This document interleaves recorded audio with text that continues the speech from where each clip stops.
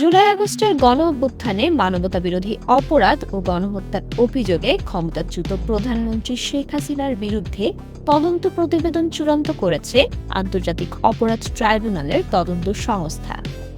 আগামী মাসেই এ সংক্রান্ত পৃথক দুটি প্রতিবেদন ট্রাইব্যুনালের প্রসিকিউশন শাখায় দাখিল করার কথা রয়েছে। আন্তর্জাতিক অপরাধ ট্রাইব্যুনাল আইনের আওতায় গঠিত তদন্তকারী সংস্থা ও প্রসিকিউশনের সমন্বয়ে বৈঠকে গত সপ্তাহে এর সিদ্ধান্ত নেওয়া হয়েছে। দেশ জুড়ে তোলপাড় ওয়ালটন ফ্রিজ কিনে আপনিও হয়ে যেতে পারেন মিলেনিয়ার। সভায় চলতি মাসের মধ্যে তদন্ত সংস্থাকে প্রতিবেদন দাখিল করতে বলা হয়েছে। তবে এখন পর্যন্ত তদন্ত প্রতিবেদন তৈরিতে 1/3 কাজ বাকি।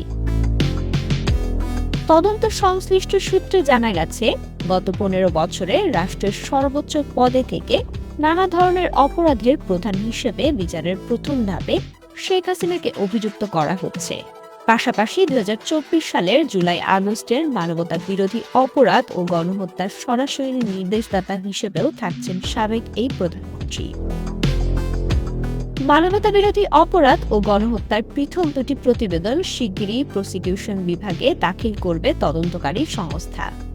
এটি পরীক্ষা নিরীক্ষার পর যাচাই বাছাই করে একটি অভিযোগ গঠন করা হবে।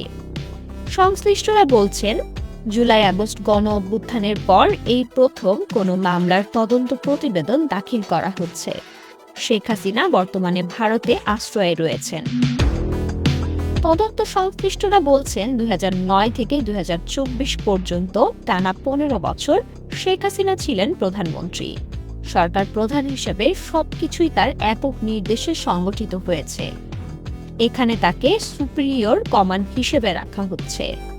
তবে তদন্ত সংস্থার সংশ্লিষ্ট কর্মকর্তারা জানিয়েছেন, স্বচ্ছ ও ন্যায় বিচার প্রতিষ্ঠা করতে পর্যাপ্ত সময় প্রয়োজন। স্বল্প সময় ও তাড়াহুড়া করে দুর্বল প্রতিবেদন দাখিল করা হলে আসামিরা বেরিয়ে যেতে পারে।